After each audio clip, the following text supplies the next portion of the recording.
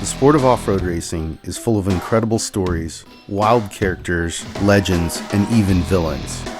We cover it all on offroadracer.com, but there's only so much we can put down in an article. Sometimes we have to dig a little deeper, and that means sitting down with some of our industry's most influential characters and hitting record. Welcome to the Off-Road Racer podcast, a Mad Media production, made exclusively for offroadracer.com. Each month, we'll go beyond the dirt into the homes, shops, and lives of the most interesting and game-changing icons of our sport. You'll hear about their history, success, failure, and everything in between as we pull back the curtain and reveal the stories of their lives. I'm your host, Matt Martelli, and this is the Off-Road Racer podcast.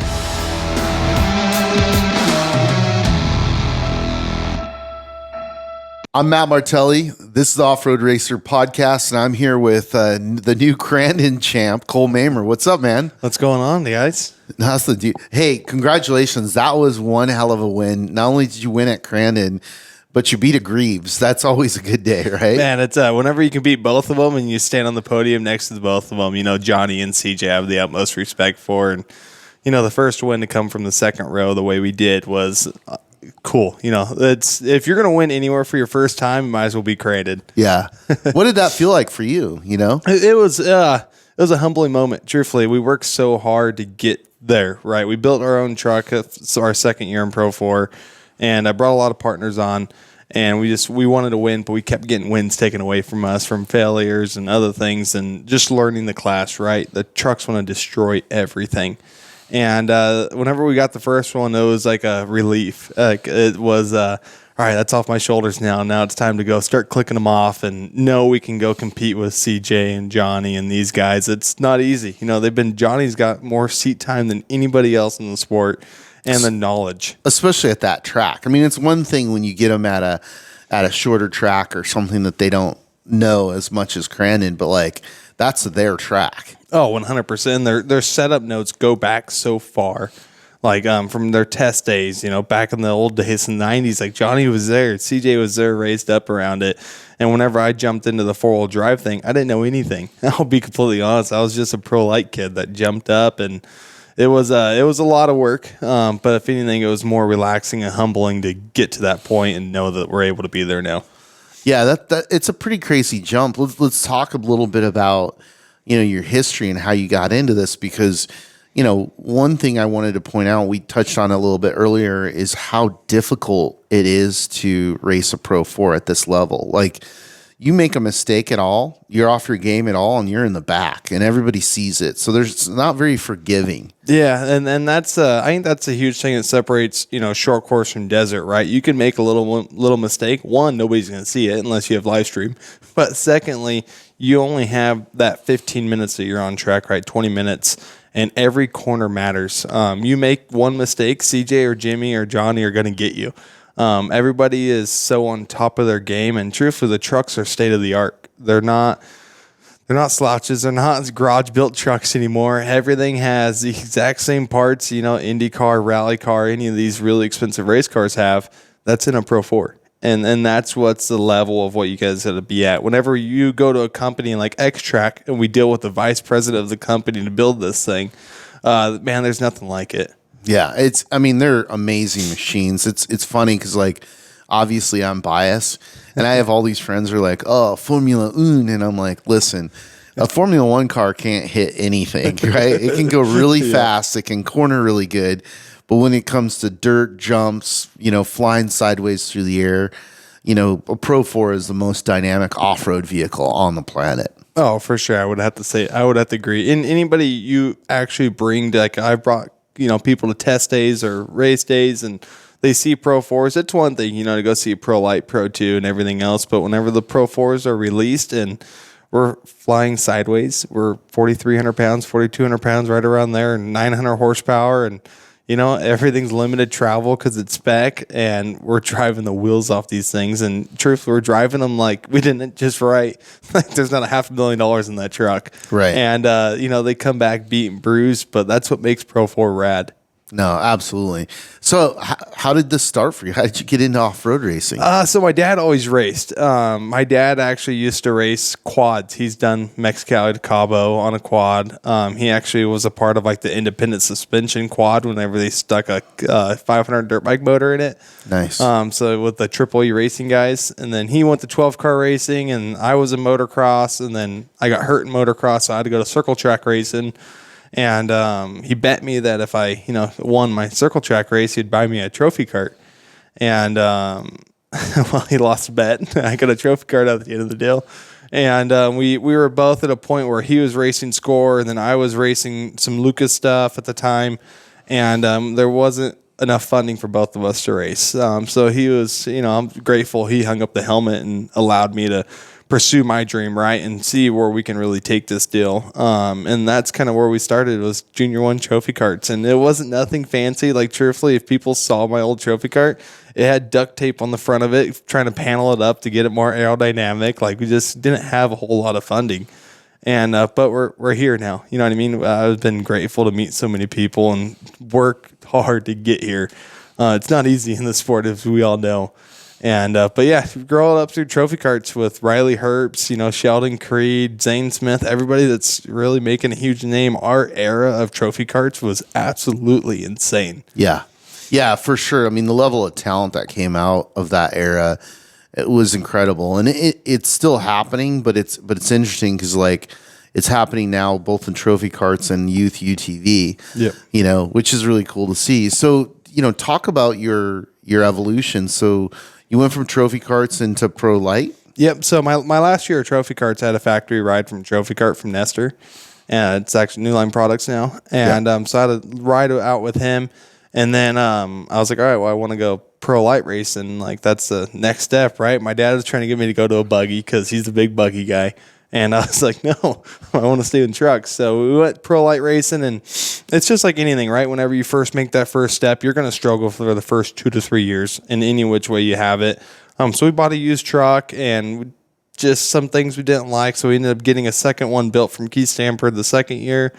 And that was a rough year. We had the speed. We were constantly in the top 5, but we had a couple big wrecks take us out. And from there, we back half the truck, cut the front end of it off, and it's one of those things we had to start somewhere, right, and start learning ourselves. And that was a huge step in the right direction to where we did Pro Lite. I think it was 4 or 5 years, something like that. Right. We were able to win a world championship in it. We won everything we wanted to win. And I wanted to be the next Kyle LeDuc, so we made the jump from Pro Lite to Pro 4. That's a big jump. It's tough. So Troy, one of my best friends and one of my number one clients, he got hurt in Wheatland. And he's like, I still want to go to Crandon. Crandon was 2 weeks later. I was like, well, you have a truck in California. I'm like, let's bring it out. Well, he got back to California. His concussion was so bad, he drove 2 hours the wrong way. And so I sent his employee back to Simi Valley, pick up the Pro 4, drive it back to my shop in California. My dad got a parts order list. And then that driver drove through the night for 2 days to get the truck to Wisconsin to get it assembled. Wasn't even running. Hasn't ran in 8 months. It was the old Chad Horde truck. And Troy shows up, and I'm like, hey, who's driving this thing? Like, you have a concussion. Like, I'm working on it as if somebody else is driving it. And he's like, oh, no, you are. I was like, I've never drove one. He's like, you'll be fine. Just treat it like a rental. I was like, so I don't have to pay for anything? He's like, it's 100% on me. He's like, I want to be here at Crandon. And that happened to be the 50th anniversary. Wow. So qualifying, I sucked. There's no way of explaining it. We were 4 seconds off the pace, like miserable. Missed a couple shifts. And we turned it around and went from 18th to 4th in the Saturday afternoon race. And then I was terrible at my start. So Sunday morning, I started 4th, fell back to 15th because I couldn't get the clutch drop right. And then drove from 15th back to 3rd, finished 3rd. And then the Pro 2 versus Pro 4 race, I finally got my starts a little bit better. And we finished 3rd in that race as well. And then from there on, the next step for us was supposed to be Pro 2. We had a deposit on a Pro 2 motor, and we wanted to go that route. But my passion wasn't there. And I had clients in Pro 2, and I didn't want to mix business with my racing, right? I don't want to compete against my clients. I want to help my clients from where they're at. And then that's what made us go from Pro Lite to Pro 4. And then I talked to Kyle. Kyle's like, do it. So my deal was I always wanted to race Kyle in Pro Lite. That was my goal. I was like, I want to beat Kyle LeDuc at a Pro Lite. And I never really got to race him too hard in Pro 4 because the first year I raced, we had a bunch of issues, and we had actually some really good battles until we had just diff issues and everything else. But that was one guy I always really, really wanted to go door to door with. Absolutely. So how did you get into building race cars side of it? So we have used past people in the past, and it was one of those things. I was in a scenario in my career, right, of supplying trucks for other people. And I wanted to be bigger. I wanted to have more trucks, more teams, more drivers. And I see the growth of what we wanted to have. And truthfully, it was one of those things is you run into a scenario where you can't afford to pay people, right? So you're like, all right, we'll figure it out myself. And I was raised on a farm down in the Imperial Valley. And I was like, all right, well, we're just going to start cutting stuff apart. And, short course is key example of you figure it out, right? And that's what we've been able to do and be able to figure it out. And that's what made us bring truthfully everything in-house now and build trucks. And I was lucky Troy came to me to take over his program. And then Trey Gibbs came to us as well to help him on his Pro Lite scenario. And now he's up in Pro 2. We built him a brand new Pro 2. And it's more so figuring out. You talk to some of the greats in the sport, like even Kyle the Duke. He'll build a 5th scale truck and then build his Pro 4 off of it. It's crazy. Tanner Stevens, is one of the greats that builds awesome trucks in the sport as well.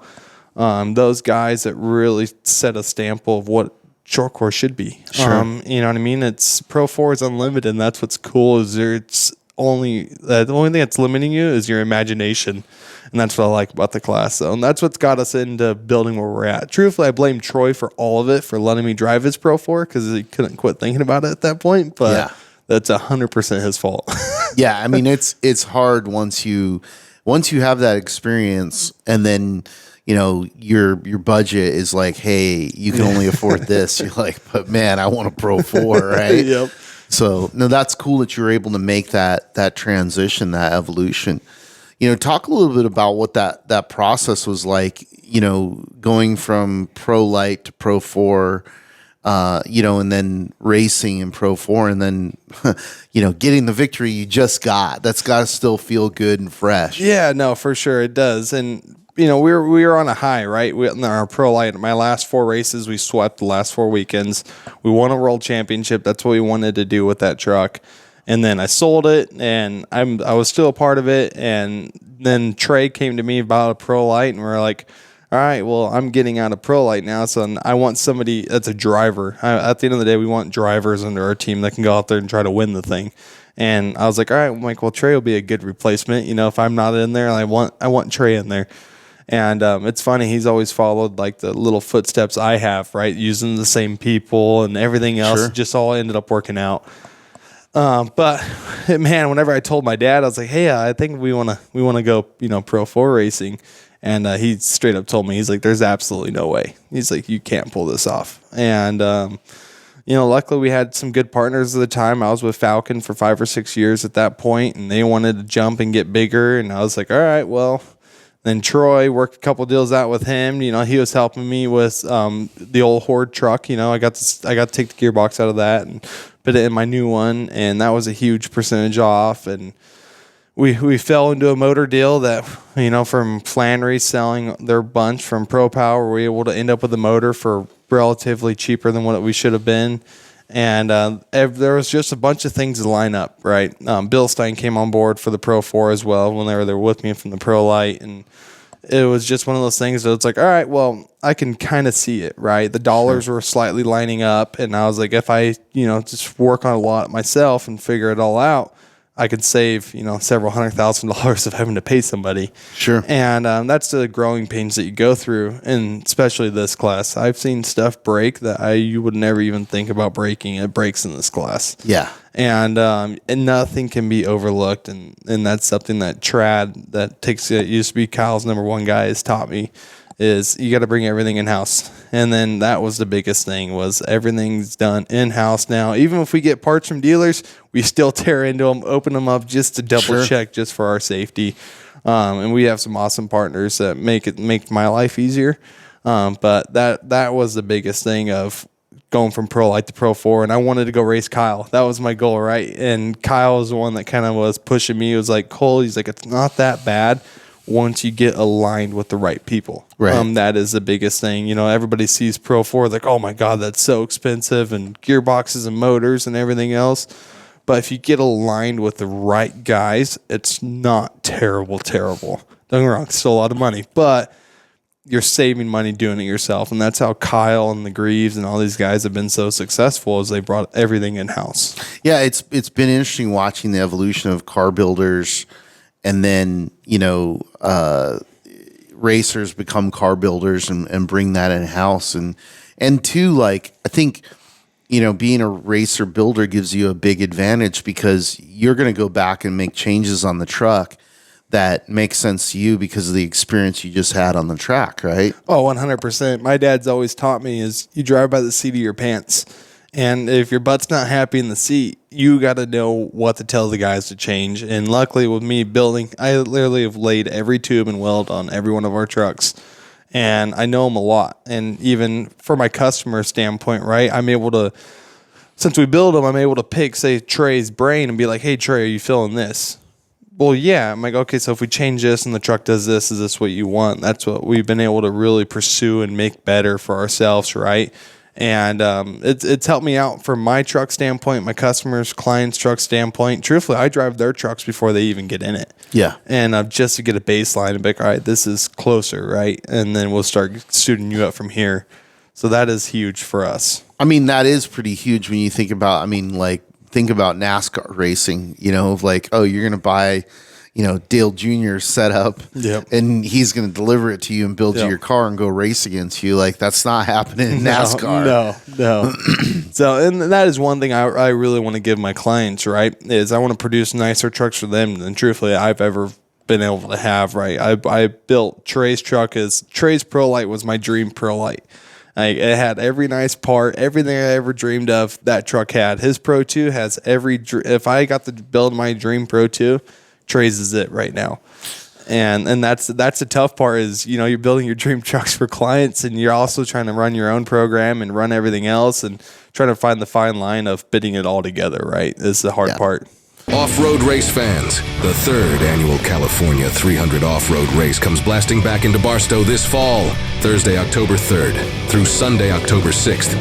Don't miss your chance to see hundreds of the country's elite desert off-road racers go door to door on a brutal 300-mile desert race course and witness the exciting conclusion of the Unlimited Off-Road Racing Championship season. Visit thecalifornia300.com for more information and to purchase spectating, camping, parking, and VIP tickets. The California 300 returns!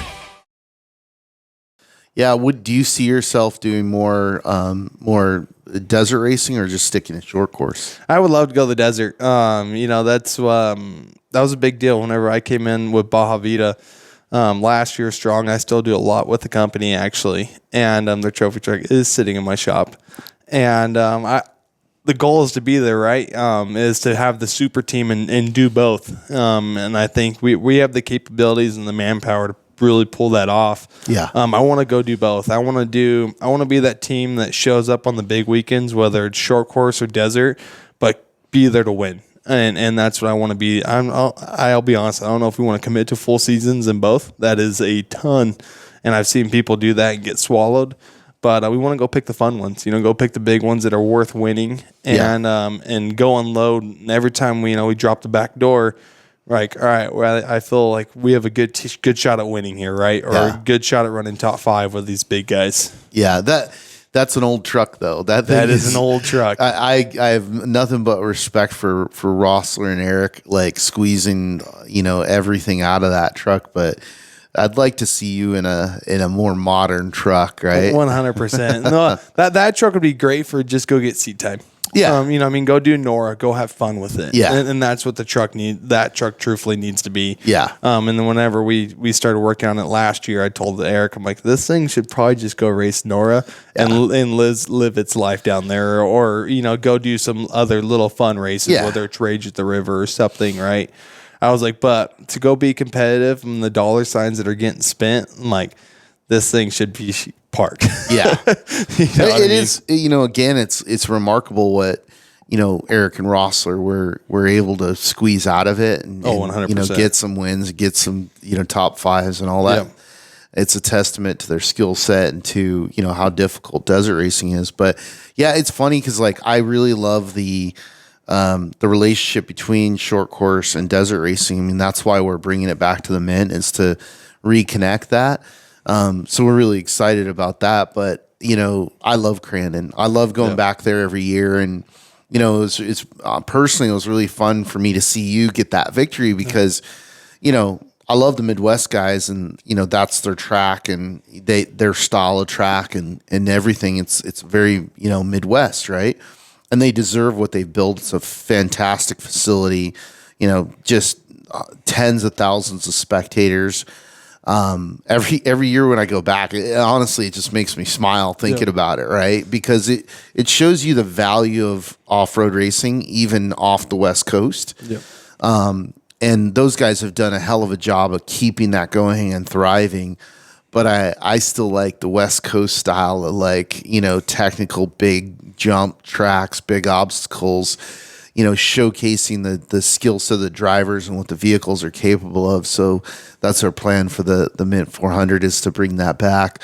But too, the relationship between, Crandon developed because they were emulating what we were doing in the desert. And then there was an era where they were racing the same trucks, right? Yep. And then the Mickey Thompson era, the Soda era, the Core era, Lucas Oil, Torque, all the stuff. So it's again, I was stoked to sit there and be like, all right, East County wins again, man. Like, you know what I mean? It's funny because we talk about it. I've had other guys from Imperial, and it's funny how many guys come out of that area that are so talented. Everybody from Lofton, to you, and just lots of different guys. So, no, it's cool. Do you think that's because you just grow up on dirt out there? It's something different. I think we're all so competitive being in that small community, right? Like my biggest competitor always growing up was Heger. Yeah. It was me or Heger. It was always in the trophy cart from the Pro Lite. It was either me or Heger. Like it was. And what's funny is we've never have had a conflict on the track, right? Like I've door slammed him pretty hard, and like next corner he'll get me, and like we'll get off the track. We'll both laugh about it. Like yeah, we both deserved it, right? But I don't know. There's something different. Like that's what a lot of people don't realize is, one, we live in the desert. I can drive my side by side from my house to the desert, and that is something that really nobody has that is able to grow, and that's the hard part for me. I've always been short course, and I haven't been able to branch out into the desert side yet because people are like, oh, well, you don't have race time. I'm like, but if you guys really look at the stats of what's grown up here, right? From Heger to Dickerson to Lofton, like there's a handful of us that are all extremely talented and in what we do, and we're all really good at it. And that's what it's so much more waiting for the right opportunity, right, to get in the right truck, not with the wrong team, and that's what I feel is really big for us. No, that's super rad. You built a ride-along truck, right? Yes. Tell me about that. Why'd you build that? Man, so we were sitting on an older truck, and it wasn't. She was a little bit of a heavy pig, so we couldn't sell it, right, for the value that we know was worth. And it has fuel injection. It has all the right ECU harness. It has a complete legal race motor. So we haven't detuned anything. We probably should, but we have it. We want to give real experience ride-alongs, right? And we were like, well, what do we do with it? And I came up with the idea. I'm like, well, let's just make a two-seater. I'm like, if it doesn't work, worst comes to worst, I could take it to Glamis and shoot cool videos. I'm like, something cool, right? I was like, but let's put people in the seat and really showcase what we can do. But I was like, but whenever we do ride-alongs, I'm like, I want to give real ride-alongs. Like, sure. I don't want to lift. I don't want to have to lift for the jumps. I want to hit everything wide open, just how I would in a race scenario, and showcase the fans of what we can do. And we got to do it this last weekend or 2 weekends ago at Crandon. And from the Potawatomi people to the Yokohama Tire people, everybody absolutely loved it, and they were smiling from ear to ear. Yeah. How people trust somebody like me, first time they meet me is they have the helmet on, they're in the passenger seat of the race truck, is beyond me. But it's the experience is cool, and that's what I like to do. That's super cool. I mean, we had a ride-along truck years ago with Core, and I can tell you that like it really was effective in getting people to understand, how remarkable the vehicles are. Yep. And I have a funny ride along story. So I'm walking through Prim, and the Snoop Dogg is at Prim. Have you heard the story? I haven't heard this one. So, we're talking to his people, and I honestly, I'm not taking credit for it, but somehow Snoop Dogg ends up in a ride along with Kurt Leduc, right? So picture that. That was pretty hilarious. But that's the type of stuff that we need, these worlds to collide to promote it, and to put people in so that, it effectively gives you a visceral experience, whether it's a, Pro 2 or Pro 4 or a trophy truck. Like you're literally transformed after having that experience, right? And it also makes it personal, right? So like, it was funny because some of the people that you gave rides to with Yokohama, I just was with them, and they're like, dude, you know what I mean? Like they're all in short course. Like it's like they just got shot up. So no, that's really cool. It'd be cool to have as like a ongoing on an ongoing basis. So no, 100%. Our plan is truthfully use it for a fan experience as well, right? We want to be able to do giveaways every weekend for a fan experience. Somebody that's not a VIP of a corporate company, let them have a shot at truthfully hopping in this thing. And then one, it helps out for our media. It helps out with so many different variables.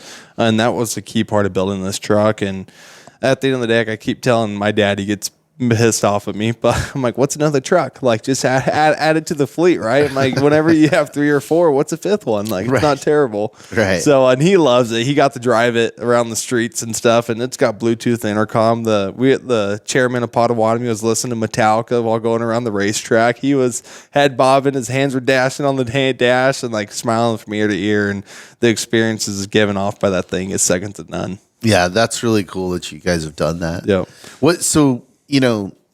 You've gotten to this point where now you're competing for the win, right? Yep. And with that comes a little bit of pressure too, I imagine. Oh yeah. What's the plan for the future? Man, the plan is I want to get back to full time. I took a step back this year from not having a title sponsor, and it's being 100% funded by me to test and get our truck right. You know what I mean? And prove to our partners that we have right now that we're capable of winning.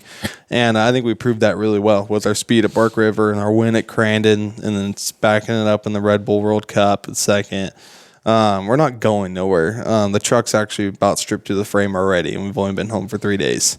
And I want to be back full time, and I want to just contend for wins. I learned something from Kyle Leduc. If you win every race, you don't have to worry about championship points. And I want to go out there and just win, stack up wins. And truthfully, championships, yeah, they mean something, but not as many as you could stack up wins in a year, right? And we proved that this year with Trey Gibbs. So with him winning 9 out of the 12 races. Yeah, he's done well. I was like, at the halfway point, he started getting nervous. I'm like, dude, if you win every race, you don't got to worry about a championship. I took that from Kyle. Yeah. And he's like, that's actually good advice there. So he went on a winning streak and started winning a whole bunch again.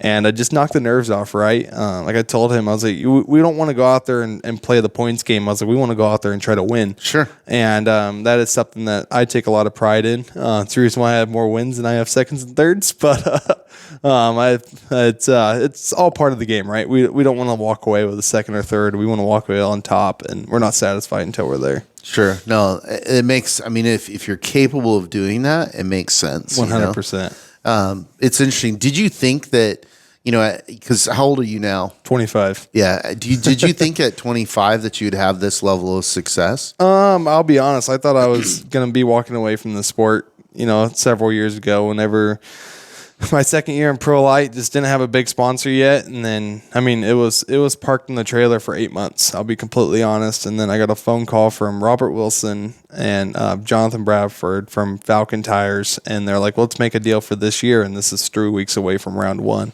And I'm like, all right, I'll meet with you guys and, figure it out. And then we met next day and had a contract signed the third day, and told my dad, I was like, hey, we got to unload that race truck. We got a race to make in 3 weeks.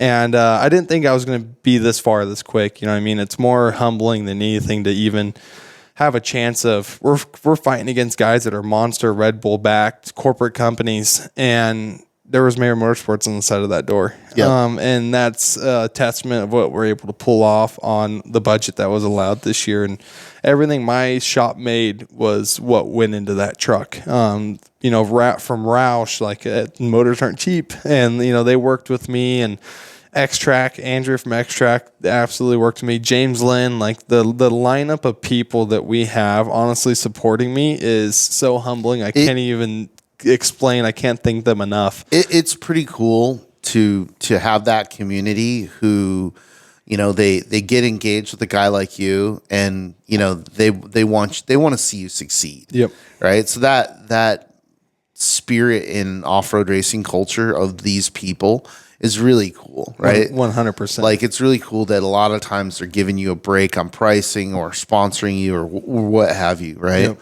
And so who are your current sponsors now? Right now it's Bilstein Shocks. They've been with me for 8-9 years already. Yokohama Tires. They've been jumped on board last year. Supreme Suspension. Go Lithium Batteries, KC Welding. There's a handful of small guys from where I live that really support me and help push me through. Baja Vita has been a huge partner with us. And I can't thank the Brandt family enough. Whenever they brought me on, whenever we lost my big title sponsor after my first year in Pro 4, they came on full board as semi-wrapped, Pro 4 wrapped, and that was such a huge thing. It was a humbling moment, when we got to do that photo shoot out in Placer City with Larry Rossler and everybody else. It was a cool staple, right? And the biggest thing is I want to get them back in it, and I want to get them back in with us. So luckily we still do a lot. And I still talk with Eric a lot as well. And, it's really cool. I mean, I know them a little bit, and I actually went and toured their facility because one of my really good friends has a restaurant here and serves their beef, which is the best beef locally that you can get. It's killer. But it's cool to see them, back up the community, and support you. You know what I mean? It's like really, local businesses supporting local, interests. So that is one thing too I can really say about Eric, right? I got the tour of the beef plant as well. You walk through that place with him, he knows every employee by first name basis, and they all thank him. He knows them on a personal level too, whether they just bought a house or they just got married. Eric knows how he's able to accumulate that with 600 employees there is absolutely mind-blowing. That was the thing I was most shocked about, is how much he really cares for the community, whether it's the Cattle Call Rodeo or my racing program, Rossler's racing program. That's what a lot of people don't get. Like, man, how did you get that? I'm like, well, it's part of the community. And Eric and my dad actually went to high school together. Nice. And Eric didn't know that our first 6 months of conversations. And he was like, why did you tell me? I was like, I didn't want that to be my end, right? Yeah. And luckily, that's respectable. 100%. And that I want to earn it. I don't want it given to me. That is something that I'm very, very strict on. And don't get me wrong, if it is, I'll take it. But I didn't want to play that card immediately. Sure. And that is one thing I could really say about Eric, is how much he backs community, and everything that's around him is very, very humbling. Yeah. No, and the facility is amazing. I mean, it's like one of these places you go to, and like they've thought of everything. They use every piece of the animal. They recycle everything. Like, it's completely state of the art. Oh, you know?